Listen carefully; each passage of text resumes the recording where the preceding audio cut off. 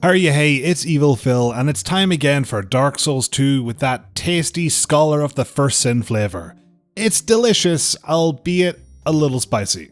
Now, this is part of my Who Wore It Best series, but we won't be magicking in the gear.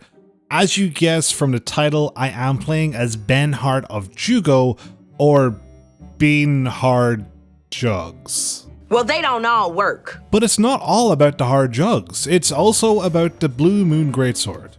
The rules are simple. Defeat all 41 bosses with just Benhart's gear. 2. I am not allowing the use of weapon buffs, but I am allowing infusions. I'm only going to use 2, so it's a bit of a nothing burger. And a big thank you to Zo3 for suggesting the once in a blue moon experience of using the Blue Moon Greatsword. Blue has the most antioxidants. Let's get started. We start as the warrior and make ourselves into a feckin' ride.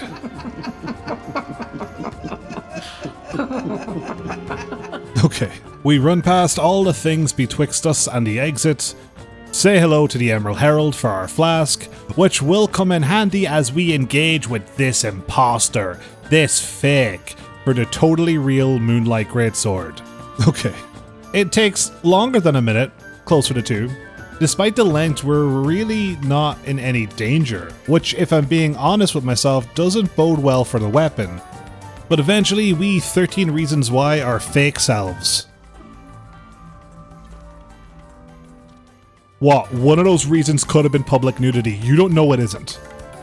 Now, despite the fact that I only have 16 strength, I can two-hand the blade, because apparently instead of treating your strength stat as 150% when two-handing, in DS2 it either 1 reduces the strength requirements by half when two-handing, or 2 treats your strength as double for calculating strength requirements.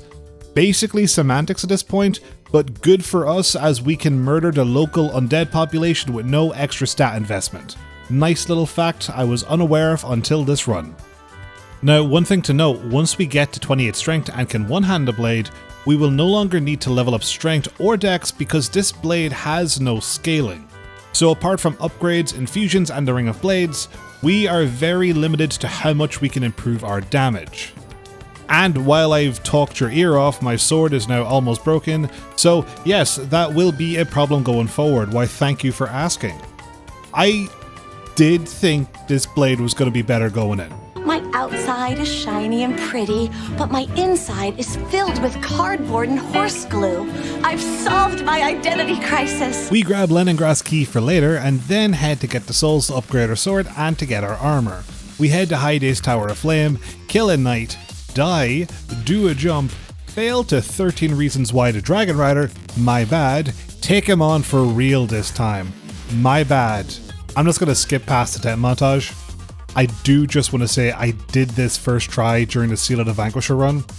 Look, I don't have to do the cheese, I just like doing the cheese.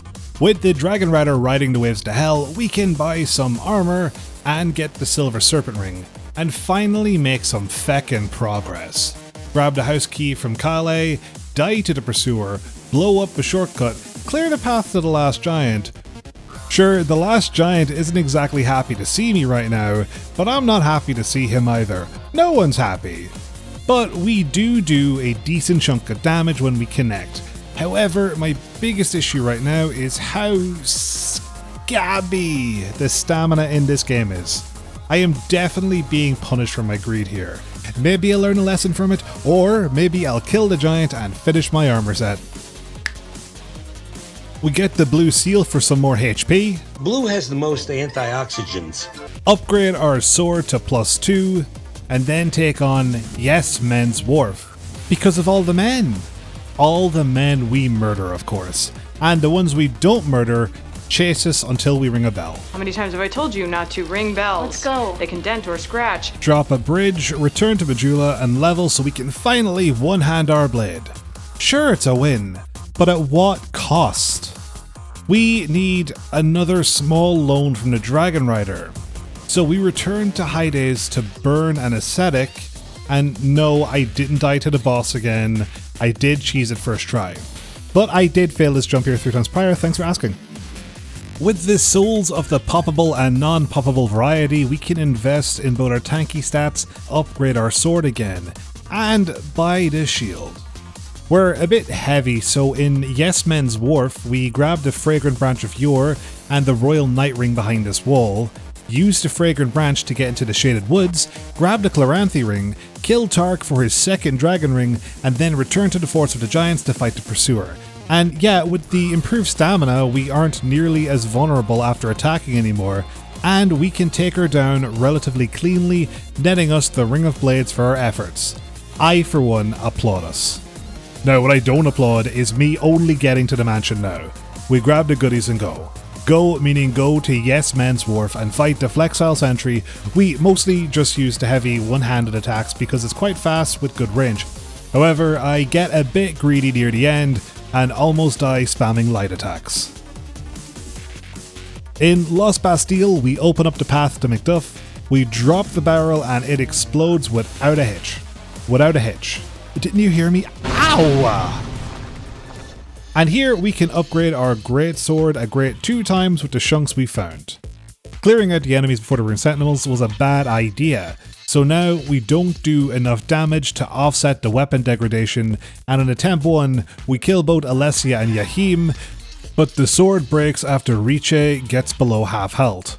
We do get her very low, but after 10 minutes we crumble under the pressure and take the loss. We ignore the swordsman and rush straight into the boss room, and it goes a lot better. I stupidly drop off into the big room rather than luring them up at the landing, and take much more of a beating than I would have wanted, but we get the job done. We grab the Bastille key and then head to Sinner's Rise, and turn on the lights before we fight the Bold of Chaos, the Lost Sinner. And yeah, it's a bit of a joke. I keep getting greedy, eating rocks, and then getting hit because I'm eating rocks. And then, near the end, I just wave my sword at the Lost Sinner and she goes down. But from her ashes, we can light the first of 4 Primal bonfires. Really quickly, we grab the Fire Drakestone from the Salamander Pit, which we definitely got first try. Infuse our blade with fire and test it on Quelaag's cousin, Najka. Unlike Quelaag, she doesn't like fire and each swipe chunks her health. We then walk through the doors of Pharos. It was actually a relatively short walk to the reception desk. In Brightstone Cove, Seldora, we kill a bunch of miners. Miners is in low-income workers, primarily men who work in dangerous and toxic environments that often leaves them with lifelong disabilities and short retirements, if they even make it that far. Not miners as in children. I'm not a monster like. And yes, I am aware that the PC I'm making this video on and the equipment user watching this on are products of low-income workers in dangerous and toxic work environments that often leaves them with lifelong disabilities and short retirements if they even make it that far.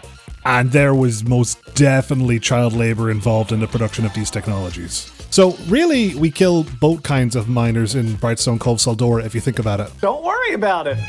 Oh, and look, we kill a congregation. Finally, an intended consequence to our actions. Now, rather than continue on to Duke's Dear Freya, for some reason we go to Huntsman's Copse. Don't you get it? I don't know. Right, now I recorded this back in June, and after I got ganked, I didn't really play it again until July. More to do with the ongoing heat waves in the game.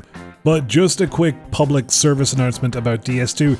There are a lot of enemies, but you're supposed to kill them off one by one. If you try and run past them, you're gonna get swarmed. That's sort of the whole point. If you don't like that, that's fine. Gwyn knows my ADHD adult brain doesn't have the patience for it half the time.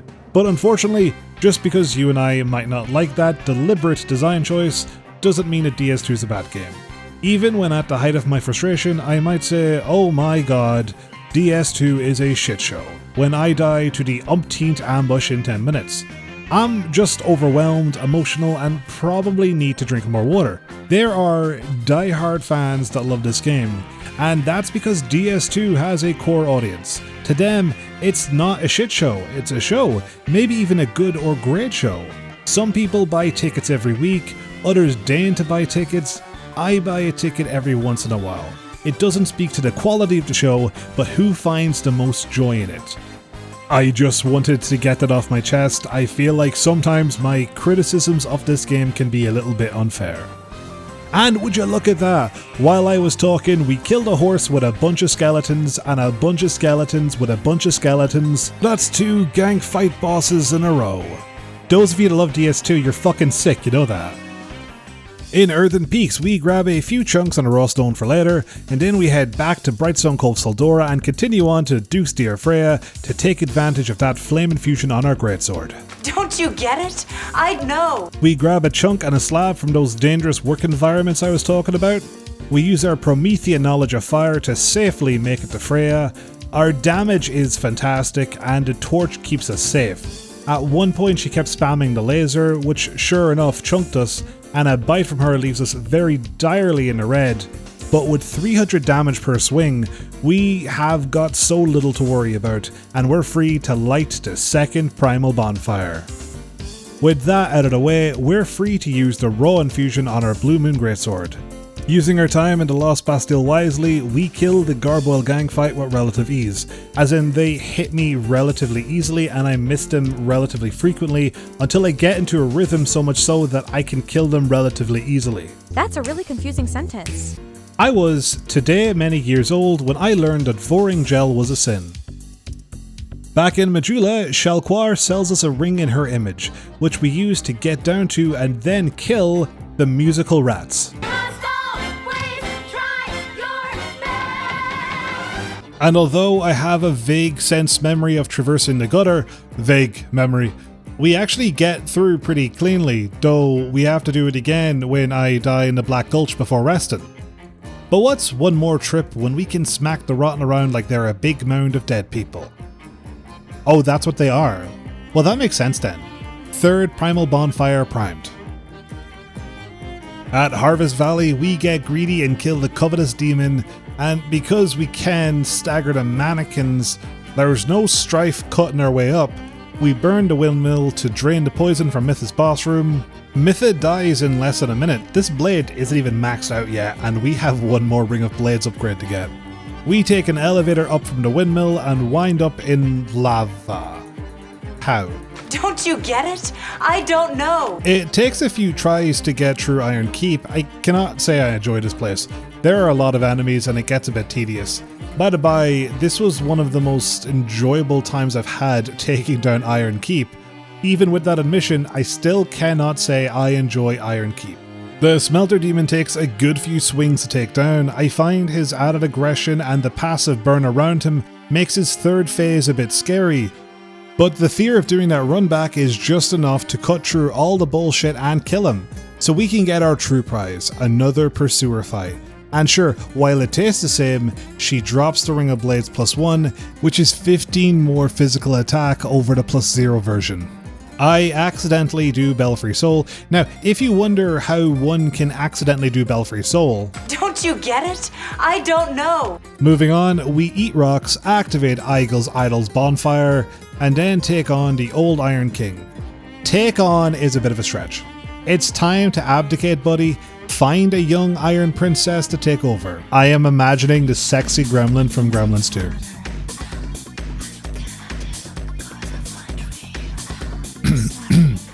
Just need to light the next bonfire. Hi there. Alright, Aldia, move on so I can light the Primal Bonfire.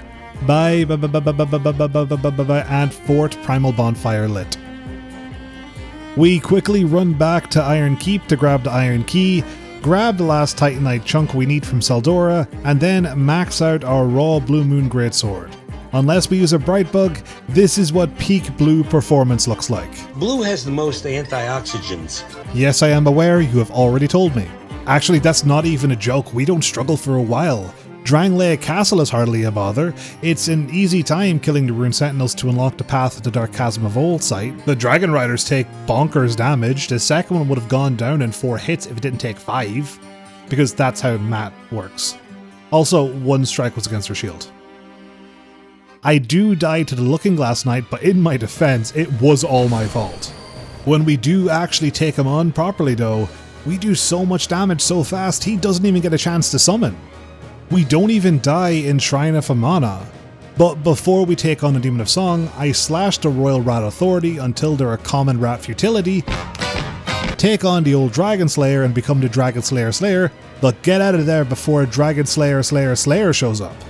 Back in the Shrine of Amana, we make it through the last Gauntlet of Mages, take on the Demon of Song, and even though she hits very heavily and her labia majorly is nigh impenetrable, She's not exactly a hard boss, and we can easily dodge her basic attacks. Oh, and then I accidentally fall off an edge and do end up dying in Shrine of Amana, just at a point where all the danger has been dealt with. Hi there. How can I help you? What the fork? Hey Aldia, the Undead Crypt goes grand because, sure, we don't ring bells. Ring bells. Let's go. Against Velstad, it isn't much of a fight, truth be told. When he does hit, the blows are a bit middling. And while he has a decent health pool to deal with, it's nothing a little patience can't deal with. Okay. We say hello to Vendrick, grab his King's Ring, and then use it to walk through Aldia's Key. It was actually a relatively short walk to the reception desk. The Guardian Dragon spends a little while in the sky. He'll come down. Come down. Come down, you little fuck. Thank you. And with that, let's enter Dragon Airy. I get a little bit lost in the Airy, but then I get attacked by Sharon Osborne because she heard me listening to Kneecap and demanded my Dragon Airy visa be revoked. Fuck me. Maybe in future we should just ignore her. At the Dragon Shrine... Hi there. Still not used to it. Hi Aldia, attention-seeking little fuck. We grabbed a third Dragon Ring before very honourably taking out the lusty Argonian Demachyrus. Against a giant and old dragon, I think I know the toe strat, but I do not know the toe strat, and flail about. I take damage from the thought of an attack, and at one point the big octogenarian dragon does his best impression of the Guardian Dragon. He'll come down. Come down. Come down, you little fuck. Thank you. I take a trip down someone else's memory lane. Lanes. Memory lanes. And all of them have PTSD. But one of them has the Giant Lord. Hey guy. I think I understand. I see myself the way you remember me. And you see yourself the way I remember you. Dead. I get some head from Vengral. I don't know if I have to do this for later, but I am not going to the bad place without my emotional support talking head. Then back to Chancellor Willager to buy the Bracing Knuckle Ring +1, which solves any and all issues I have with durability. And now we take on Vendrick. Now, the damage is a little low, and you daddy feckers at home might realise why, but I didn't question it until after the fight. That's right, I was missing a giant soul. I forgot the 2 additional giants down in the Black Gulch. In my defense, the last giant set me up with failure with that atrocious naming convention. Win's a win though, and sure, it's only a 50% reduction in damage, could have literally been 3 times worse. We take a quick detour to get the Heavy Iron Key, and then, cause stamina regen is a bit awful in DS2 and scales with equip load percentage, I made a graph here to help me visualize it. The heavier we are, the less stamina we regenerate. So you can see here that it's weighted higher between 70 and 30%, and we're sitting at around the 40s at this point. Now, we could just level Vitality and call it a day, which we have to, but we can also use a bonfire ascetic to bring back Velstad, so we can get the Royal Soldier Ring +2, increasing our max equipment load from additional 10% to 20%, plus a shit ton of souls. Now we finally kill the giants additional to the last, grab the Forgotten Key, plus the soul of a giant we could have used earlier, and use the Forgotten Key to grab the Dragon's Talon at the bottom of the ladder so we can head to Shulva, Sanctum City. Hey Sin, did you know it's a U to Vorgel? Bye bye. What's to be said about Shulva? Enemies are dying fast enough, so the Blue Moon Greatsword is holding up quite well, and we do fall to our death sometimes. Now, we do have to break the rules and use the bow in the Dragon Sanctum, and at one point we do get attacked by men, which, by the by, is the most undignified fight in DS2. It's basically me running away, beating up men in increasing levels of swollenness, culminating in a fight against a Havel imposter, and it's like, that fight also happens in the first 20 minutes of Dark Souls. Alana takes decent chunks of damage and almost immediately summons Velstad, but after fighting him like twice this run, it's in my best interest to just focus her and finish her off to the suite.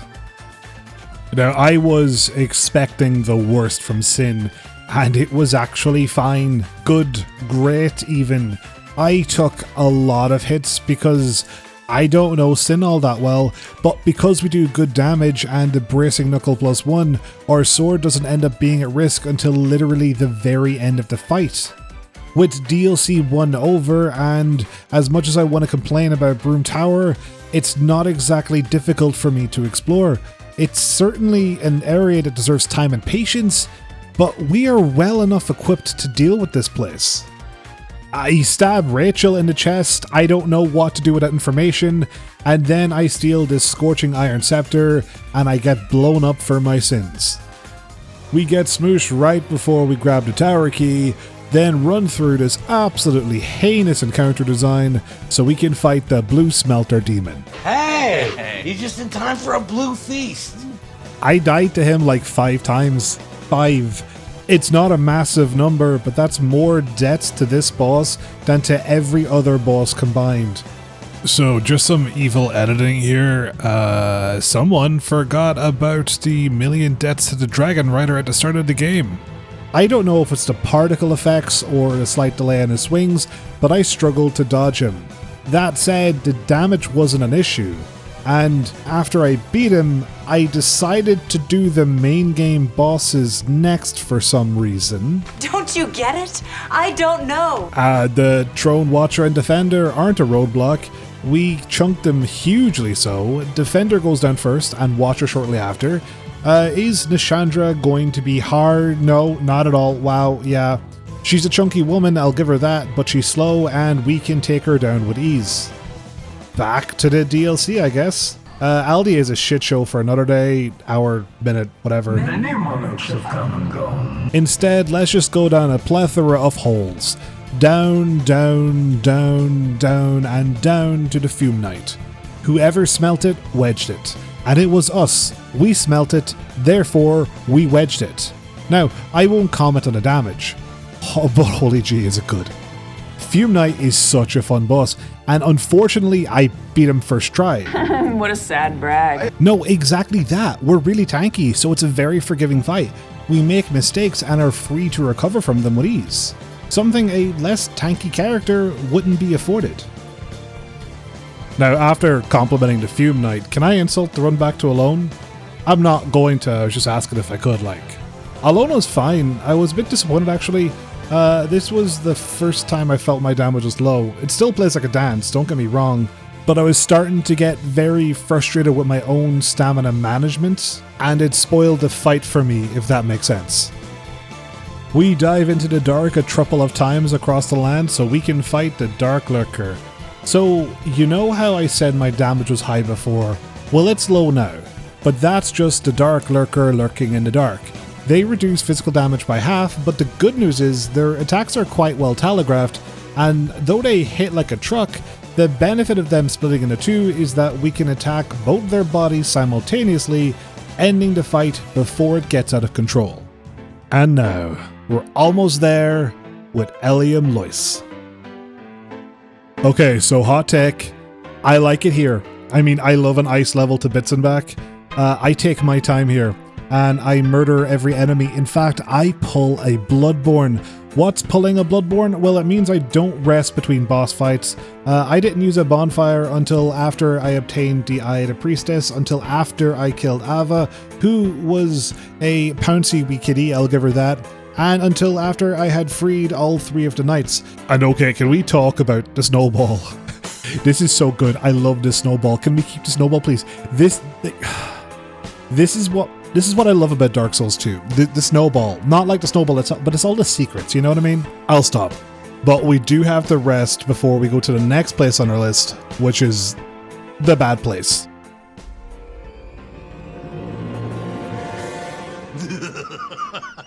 But I'm not going this alone. I'm summoning. And you can give out all you want, but I did this already in the Seal of the Vanquisher run. I ain't doing it again. Reindeer, more like rain too expensive for my tastes. Fiva, Vengral, O'Hara, you are 3 wee gifts from God. Fuck Zalin, fuck Lud, I don't even like the Ava fight. I think she turns too quickly. So, do you think I like twice the Ava? No, actually, I don't. I use the Bright Bug because, like, there are 2 bosses left after this. When am I ever going to use them? But yeah, I don't like this fight at all. I'm not really supposed to, I don't think. These are supposed to be multiplayer areas for multiple players, and I am a singular player. So, in a roundabout way, I'm not the target audience, if that makes sense. But yeah, I hope I never have to see this fucking tiger again. Against the Burnt Ivory King, I parry the knights for great damage, but my knights soon catch on that I'm enjoying myself and put an end to that. The Burnt Ivory King takes a lot more damage than I was expecting. His aggression in phase 2 leads to a few close calls, but all in all, it wasn't a particularly difficult fight. And with that, we have finished the DLCs and only 1 boss remains. And it's not good. It's not good. God, Aldia is a shit show. It's basically just a waiting game. I wait while I'm playing a game.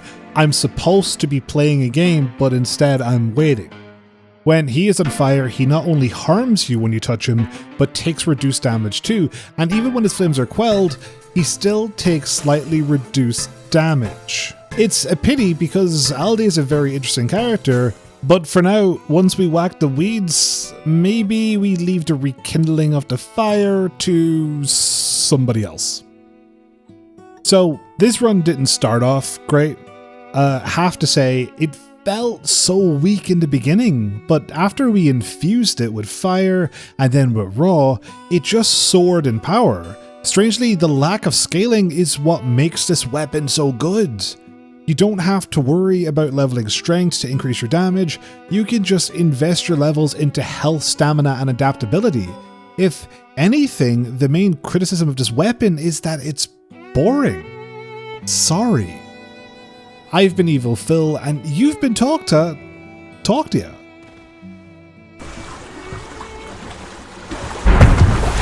This can't be how it ends. This can't be how it ends. You can't Life of Pi me with Ava.